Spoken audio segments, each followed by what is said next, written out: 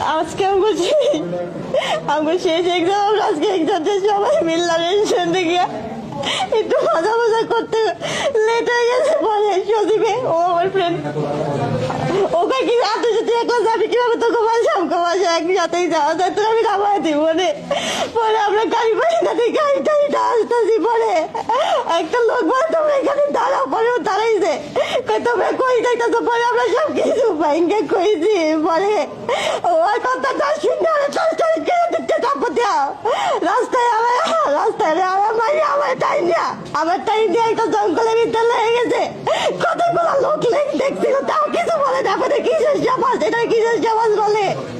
দুইটা মহিলা দেখছে আমার নিতে, ওইখানে দিয়ে অনেক খারাপ কাজ করছে, আমার মাসে তাও দেখছে, তাও কিছু করলো না। মহিলা দুইটা কিসের মহিলা হইলো?